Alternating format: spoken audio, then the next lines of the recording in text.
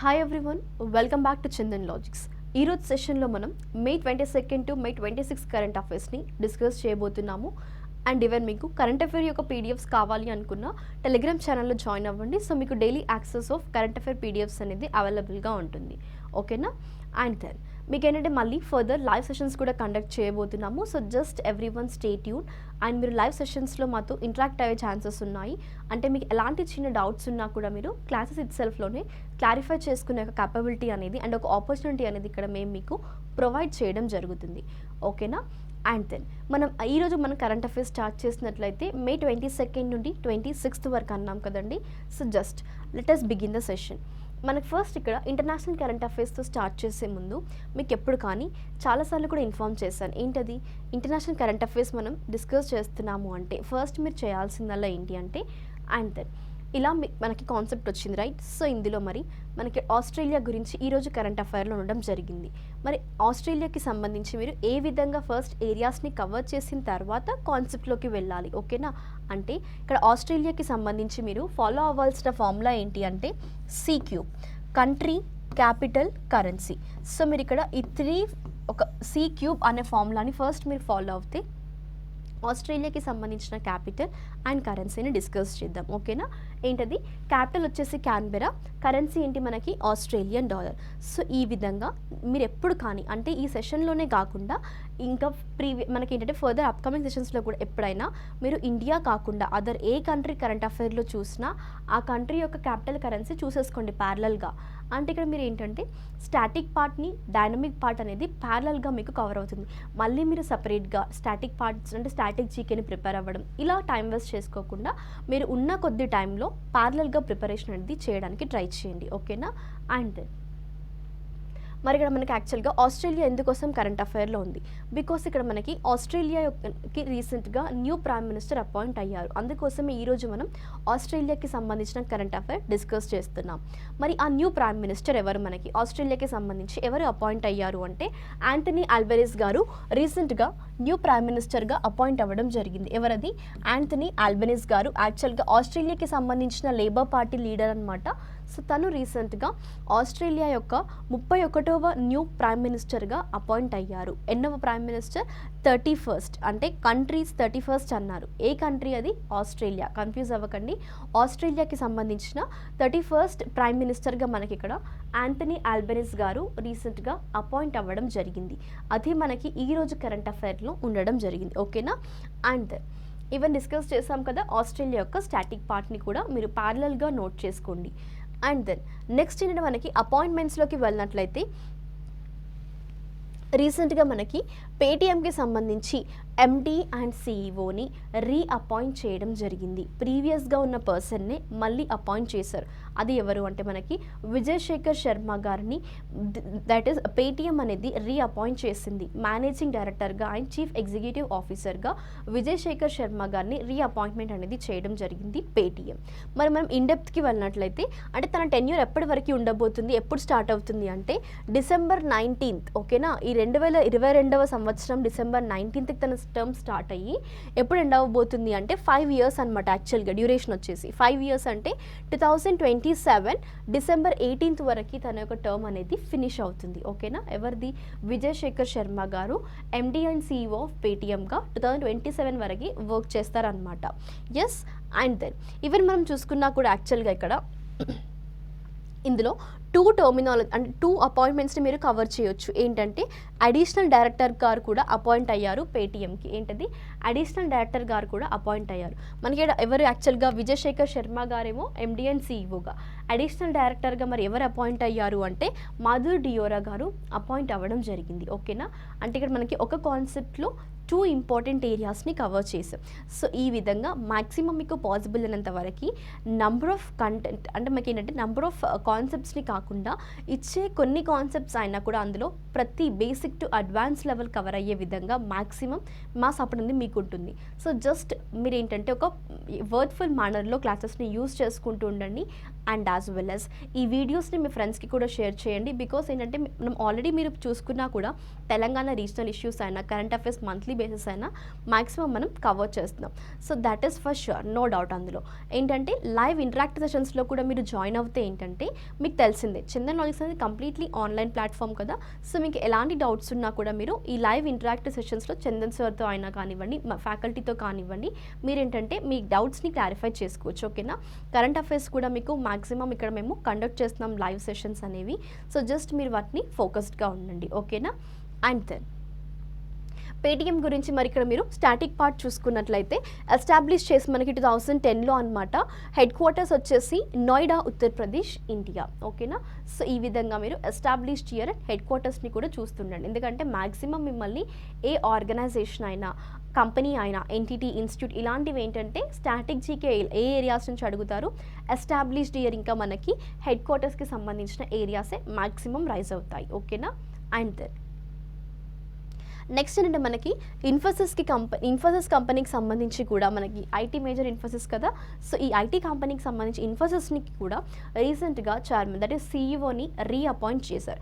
ప్రీవియస్గా కూడా మనకి సలీల్ పరేఖ్ గారు ఉండే, మళ్ళీ అదే పర్సన్ని ఇప్పుడు రీఅపాయింట్ చేసింది ఇన్ఫోసిస్. ఇక్కడ మీరు తన ఇమేజ్ కూడా చూసుకోవచ్చు. అంటే మనకి రీఅపాయింట్మెంట్ అన్నారు. మరి ప్రీవియస్గా తను ఎప్పుడు ఇన్ఫోసిస్లో వర్క్ చేస్తున్నారు ఎప్పటి నుండి అంటే సిన్స్ 2018 నుండి. ఎప్పటి నుంచి అది? సిన్స్ 2018 నుండి, 2018 నుండి తను ఇన్ఫోసిస్లో వర్క్ చేస్తున్నారు. సో ఇప్పుడు మళ్ళీ ద సేమ్ పర్సన్ని that is chief executive officer, chairman and ఎండీగా మనకి అపాయింట్ చేయడం జరిగింది. ఎవరా పర్సన్? సలీల్ పరేఖ్ గారు. మరి టెన్యూర్ ఎన్ని ఇయర్స్ అంటే that is 5 years of another 5 years. ప్రీవియస్గా 2018 నుండి తను యాక్చువల్గా పోస్ట్లో ఉన్నారు. మళ్ళీ తన టర్మ్ ఎండ్ అయ్యేలోగానే రీఅపాయింట్మెంట్ అనేది ఇచ్చారనమాట. ఎప్పటి వరకు అంటే 2027 వరకు తను టెన్యూర్లో ఉండబోతున్నారు for the period of 5 years. ఓకేనా. అండ్ ఎప్పుడు మరి ఎండ్ అవ్వబోతుంది అంటే March 31, 2027లో తన టర్మ్ అనేది ఎండ్ అవ్వబోతుంది. ఓకేనా. అండ్ మరి ఈ యొక్క అపాయింట్మెంట్ ఒక అప్రూవల్ తీసుకుంది ఎవరు అంటే మనకి based on the recommendations of nomination and remuneration committee. ఏంటది? నామినేషన్ అండ్ రెమ్యూనరేషన్ కమిటీ వాళ్ళు ఈ యొక్క అపాయింట్మెంట్కి సంబంధించిన రికమెండేషన్స్ అనేది ఇవ్వడం జరిగింది. అందుకోసమే మళ్ళీ ఇప్పుడు ఇన్ఫోసిస్ అనేది సలీల్ పరేఖ్ గారిని రీఅపాయింట్ చేసింది. దేనికి? ఏ పొజిషన్కి? ఇన్ఫోసిస్ యొక్క మేనేజింగ్ డైరెక్టర్ ఇంకా చీఫ్ ఎగ్జిక్యూటివ్ ఆఫీసర్గా. Are you clear everyone? And then even ఇక్కడ మీకు ఇన్ఫోసిస్ యొక్క ఎస్టాబ్లిష్డ్ ఇయర్ వచ్చేసి చూసుకుంటే మనకి 2 July 1981 and moving to the headquarters is it Bengaluru. Then moving to summits and conferences. మనకి ఏంటంటే ఇక్కడ world economic forum Davos Switzerland 2022లో ప్లేస్ చేసుకుంది. సో దానికి మనకి ఇండియా లీడ్ ఎవరు? ఇండియాని రిప్రజెంట్ చేస్తుంది ఎవరు అంటే మనకి పీయూష్ గోయల్ గారు. ఓకేనా. సో ఇక్కడ మనకి ఈవెన్ డీటెయిల్గా వెళ్ళినట్లయితే ఈ వరల్డ్ ఎకనామిక్ ఫోరం అనేది మనకి ఏంటంటే this will be going to serve as an platform for promoting India's as an desirable investment destination and as well as to its strong economic development ఇంకా stable macro economic ఇండికేటర్స్గా. So పర్టికులర్గా ఇక్కడ ఇండియాకి సంబంధించిన కొన్ని రిప్రజెంటేటివ్స్ని పంపిస్తారు, రైట్. సో ఇందులో మరి ఇండియాని రిప్రజెంట్ చేసింది ఎవరు? ఈ వరల్డ్ ఎకనామిక్ ఫోరం మనకి దావోస్ స్విట్జర్లాండ్లో ప్లేస్ చేసుకుంది. ఈ మీటింగ్ అనేది యాక్చువల్గా యాన్యువల్ మీటింగ్ అనమాట. ఎన్ని డేస్ ప్లేస్ చేసుకుంది అంటే 5 days. How many days? 5 days. అంటే మిమ్మల్ని కొన్నిసార్లు ఇలా కొన్ని సమిట్స్ అండ్ కాన్ఫరెన్స్ సంబంధించి డ్యూరేషన్ అడుగుతారు. అంటే ఆ యొక్క పర్టిక్యులర్ మీటింగ్ అనేది ఎన్ని రోజుల పాటు జరిగింది? ఇక్కడ మీ ఆన్సర్ ఏమవ్వాలి? 5 రోజులు. ఓకేనా. 5 day మీటింగ్ అనమాట. మరి ఇందులో మనకి ఇండియా లీడ్ ఎవరు? ఇక్కడ ఇండియా లీడ్ వచ్చేసి మనకి పీయూష్ గోయల్ గారు. అదే మనకి కరెంట్ అఫైర్లో ఉంది, గుర్తుపెట్టుకోవాలి. ఈ వరల్డ్ ఎకనామిక్ ఫోరం 2022 దావోస్లో స్విట్జర్లాండ్లో జరిగిన దాంట్లో ఇండియా లీడ్ ఎవరు అంటే మనకి మిస్టర్ పీయూష్ గోయల్ గారు. ఓకేనా. అండ్ ఈవెన్ దెన్ మీరు చూసుకున్నా కూడా ఇంకా ఇన్ డీటెయిల్గా మీకు తెలుసుకోవాలి అనుకుంటే జస్ట్ ఒకసారి ఈ పాయింట్స్ ద్వారా కూడా వెళ్ళండి. అంటే మీకు కంటెంట్ లైక్ పర్టికులర్ కాన్సెప్టే కాకుండా అడిషనల్ ఇన్ఫో కూడా ప్రొవైడ్ చేశాను. మీకు ఇఫ్ ఇట్ ఇస్ నెసరీ అని అనుకున్న వాళ్ళు you can just go through it and you can take a note on these particular points to parallelly. ఓకేనా. అండ్ దెన్ నెక్స్ట్ మనకి డిఫెన్స్ న్యూస్లోకి వెళ్ళినట్లయితే ఇండియా ఇంకా బంగ్లాదేశ్ మధ్యలో కార్పొరేట్ ఎక్సైజ్ అనేది బిగిన్ అవ్వడం జరిగింది. అది 2022 ఎన్నో ఎడిషన్ రిప్రజెంట్ చేస్తుంది అంటే 4వ ఎడిషన్. ఓకేనా. 4th ఎడిషన్ రిప్రజెంట్ చేస్తుంది ఇండియా ఇంకా బంగ్లాదేశ్ మధ్యలో జరిగే కార్పొరేట్ ఎక్సైజ్. ఈ కార్పొరేట్ అంటే ఏంటి? మరి కోఆర్డినేటెడ్ పాట్రోలింగ్ ఎక్సర్సైజ్. సో ఈ ఎక్సర్సైజెస్ అనేది ఎప్పుడు కానీ గుర్తుపెట్టుకోండి, మీరు నావల్ అయినా మిలిటరీ అయినా ఇలాంటివైనా కూడా మనకి ఎక్సర్సైజ్ ఎందుకోసం చేస్తారు అంటే 2 కంట్రీస్ మధ్యలో ఉన్న క్యాపబిలిటీస్ని, వాళ్ళ యొక్క బెస్ట్ ఎక్స్పీరియన్సెస్ని షేర్ చేసుకోవడానికి, ఓకేనా, and also to improve their better understanding, mutual understanding. Okay, so ఇలాంటి ఏరియాస్ని స్ట్రెంథెన్ చేయడానికే ఒక 2 దేశాల మధ్యలో ఇలా కొన్ని ఎక్సర్సైజెస్ చేస్తారు. నావల్ ఎక్సర్సైజ్ అయినా మిలిటరీ ఎక్సర్సైజ్ అయినా. ఇక్కడ ఇదేంటి మనకి కార్పాట్ ఎక్సర్సైజ్ అనేది నావల్ ఎక్సర్సైజ్ అనమాట. ఏ 2 కంట్రీస్ మధ్యలో, అది ఇండియా ఇంకా బంగ్లాదేశ్ మధ్యలో. మరి అది ఎక్కడ ప్లేస్ చేసుకుంది ఏంటంటే డిస్కషన్లోకి వెళ్తే which is on the northern bay of Bengal అనమాట, and would continue between May 22nd అండ్ May 23rd. అండ్ ఇక్కడ మీరు చూసుకున్నా కూడా ఈ 2 ఎక్సర్సైజ్ లైక్ 2 యూనిట్స్ అనేవి, అంటే బంగ్లాదేశ్ ఇంకా ఇండియా అనేవి, ఇవి జాయింట్ పాట్రోలింగ్ తీసుకోబోతున్నాయి ఇక్కడ ఇంటర్నేషనల్ బౌండరీ లైన్లో. And as well as INBN CORPAT అన్నారు. ఏంటది INBN కార్పాట్ అంటే India Bangladesh CORPAT. CORPAT is nothing but coordinated patrol. Are you clear? And then in డీటెయిల్గా వెళ్తే మరి అంటే ఇండియా నుండి ఏ నావల్ షిప్స్ పార్టిసిపేట్ చేశాయి, ఇండియన్ నావల్ షిప్స్ ఏంటి, బంగ్లాదేశ్ నావల్ షిప్స్ ఏంటి, డిస్కషన్లోకి వెళ్తే ఇక్కడ ఇండియన్ నావల్ షిప్స్ వచ్చేసి INS కోరా ఇంకా INS సుమేధ. ఏంటవి? Indian naval ship Kora, Indian naval ship Sumedha. ఇవి మనకి ఇండియాకి సంబంధించిన నావల్ షిప్స్. మరి బంగ్లాదేశ్కి సంబంధించినవైతే Bangladesh naval ship Ali Haider and Abu Ubaidah. Okay, so ఇక్కడ గుర్తుపెట్టుకోండి ఒక పాయింట్ ఏంటి అంటే మనం ఇక్కడ బంగ్లాదేశ్వి డిస్కస్ చేసాము, ఫైన్ అండ్ గుడ్. కానీ మ్యాక్సిమం మీరు ఎగ్జామినేషన్ పాయింట్ ఆఫ్ వ్యూలో గుర్తుపెట్టుకోవాల్సింది ఏంటి అంటే ఇండియన్ నావల్ షిప్ నేమ్స్ అనమాట. మ్యాక్సిమం క్వశ్చన్ ఏ విధంగా అడుగుతారు అంటే 2022లో జరిగిన ఇండియా బంగ్లాదేశ్ మధ్యలో జరిగిన ఈ కార్పాట్ ఎక్సర్సైజ్లో ఇండియా నుండి పార్టిసిపేట్ చేసిన నావల్ షిప్స్ పేర్లు ఏంటి? ఓకేనా, మీ ఆన్సర్ ఏమవ్వాలి? INS Kora, INS Sumedha. Are you clear? And then next కాన్సెప్ట్కి వెళ్ళినట్లయితే మనకి ఇక్కడ ఇందాక చెప్పాను కదా మెయిన్ ఆబ్జెక్టివ్ ఏంటి అనేది, అంటే 2 ఎక్సర్సైజ్ లైక్ 2 కంట్రీస్ మధ్యలో ఎక్సర్సైజ్ కండక్ట్ చేస్తున్నారు అంటే వాళ్ళు బెస్ట్ ప్రాక్టీసెస్ని, వాళ్ళ యొక్క థ్రెట్స్ని వాళ్ళు ఏ విధంగా ఓవర్కమ్ అవుతున్నారు, ఏ విధంగా రెస్క్యూ చేయాలి, సో ఇలా పర్టికులర్గా వాళ్ళ యొక్క బెస్ట్ ఎక్స్పీరియన్సెస్ని షేర్ చేసుకుంటూ వాళ్ళ యొక్క ఐడియాస్ని షేర్ చేసుకునే యొక్క ఎక్సర్సైజ్ అనేవి కండక్ట్ చేస్తారు 2 దేశాల మధ్యలో. ఇక్కడ మన కరెంట్ అఫైర్లో ఉందేంటి ఈరోజు ఇండియా ఇంకా బంగ్లాదేశ్ మధ్యలో జరిగిన 4వ కార్పాట్ ఎక్సర్సైజ్. ఓకేనా, ఎన్నో ఎడిషన్ అది? 4th edition. Yes. And then next కాన్సెప్ట్కి వెళ్తే మనకి సైన్స్ అండ్ టెక్నాలజీ. సో మనకి రీసెంట్గా డాక్టర్ జితేంద్ర సింగ్ గారు బయోర్యాప్ పోర్టల్ని లాంచ్ చేశారు. ఏంటి ఆ పోర్టల్? బయోర్యాప్. ఈ బయోర్యాప్ పోర్టల్ ఏంటి, ఎవరికి యూస్ అవ్వబోతుంది అంటే బయోటెక్ రీసెర్చర్స్కి and as well as startups. ఎవరది? బయోటెక్ స్టార్టప్స్, బయోటెక్ రీసెర్చర్స్కి వాళ్ళ యొక్క మేజర్గా వాళ్ళని ఎంకరేజ్ చేయడానికి ఒక నేషన్ సింగిల్ విండో ప్లాట్ఫామ్గా మనకి ఈ యొక్క పర్టిక్యులర్ బయోర్యాప్ పోర్టల్ అనేది యూస్ అవ్వబోతుంది. ఓకే, ఇది నేషనల్ ప్లాట్ఫామ్. అండ్ ఇందులో మనకి ఇన్ డీటెయిల్గా వెళ్తే నేను చెప్పాను కదా ఇందాకే ఎవరికి యూస్ అవుతుంది? బయోటెక్ రీసెర్చర్స్కి, బయోటెక్ స్టార్టప్స్కి. అంటే మనకి ఇప్పటి వరకు ఇండియాలో నియర్లీ 2700 బయోటెక్ స్టార్టప్స్ ఉన్నాయి.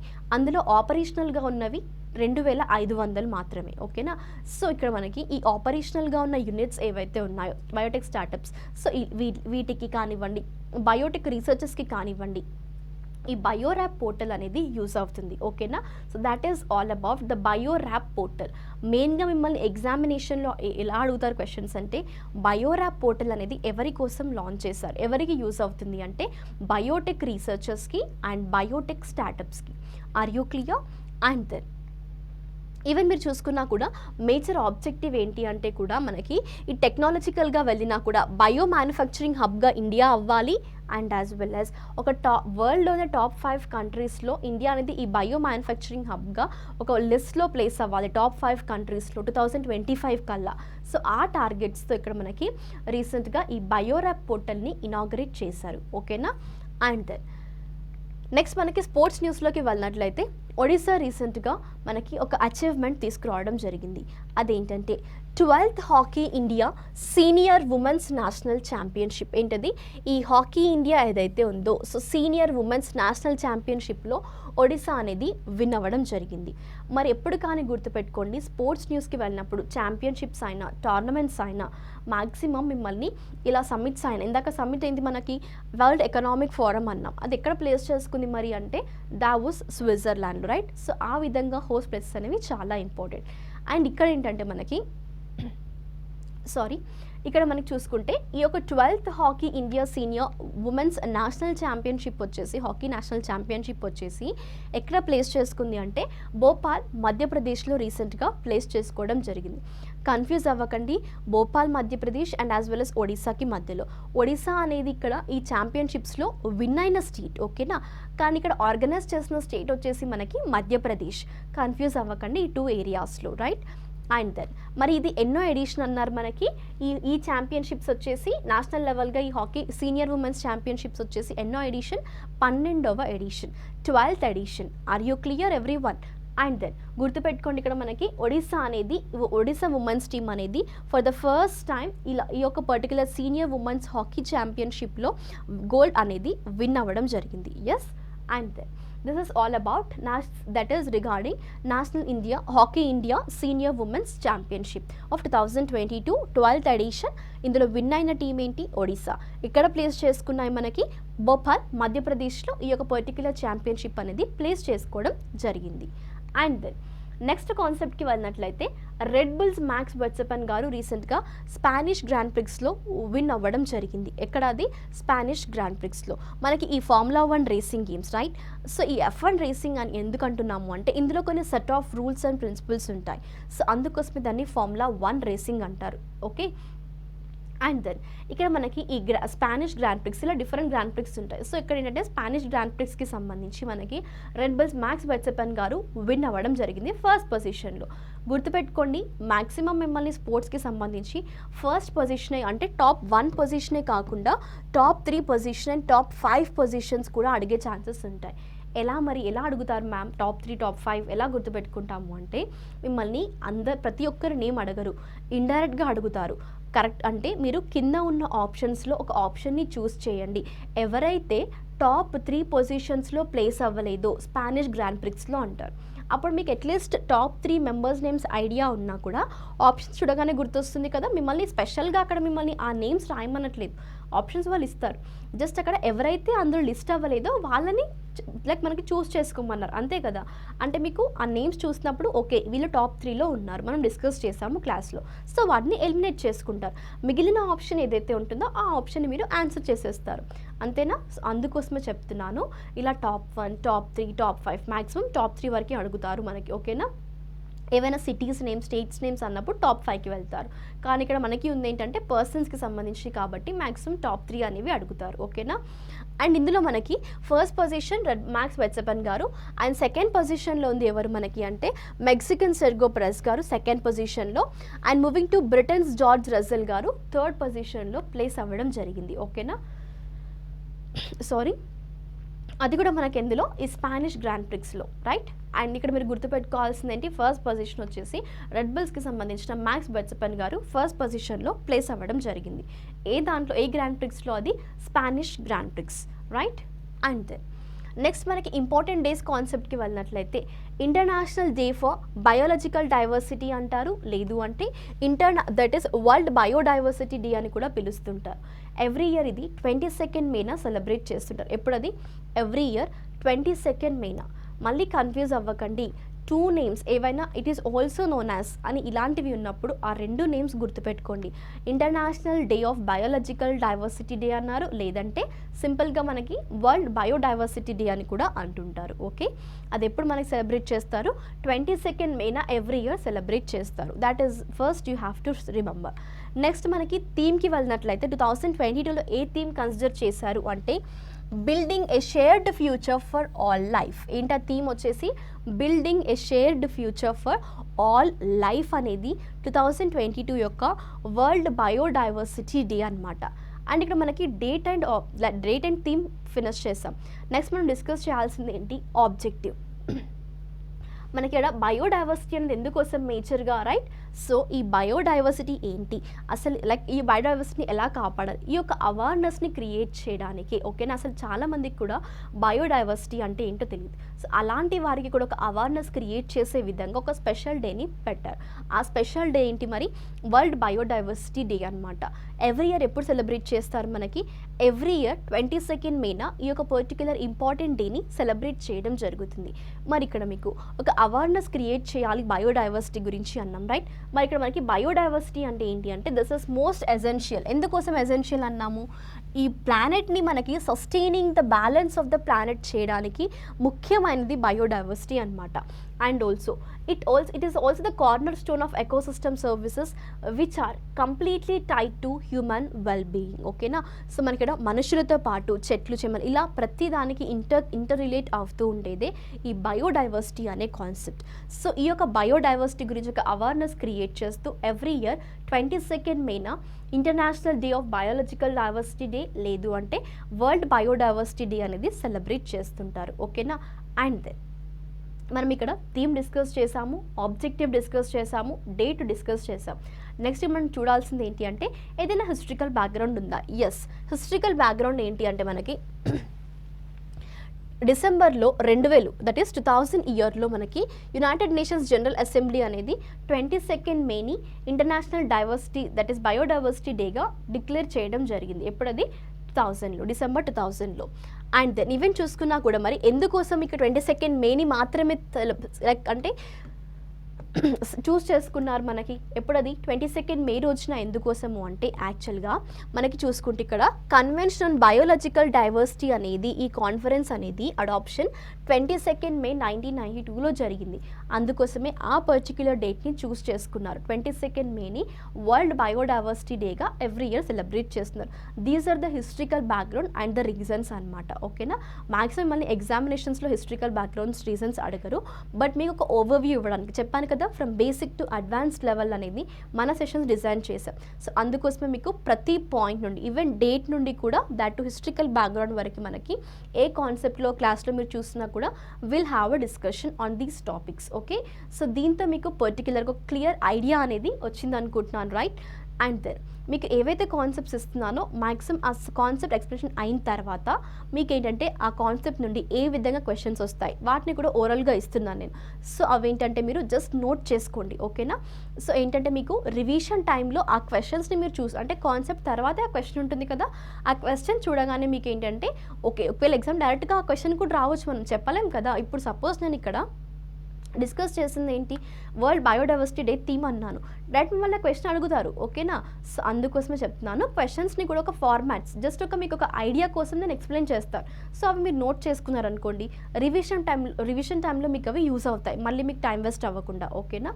This is all about our current affairs and we'll be meeting in our next session with live. Okay, thank you everyone. Stay tuned and stay safe and stay home.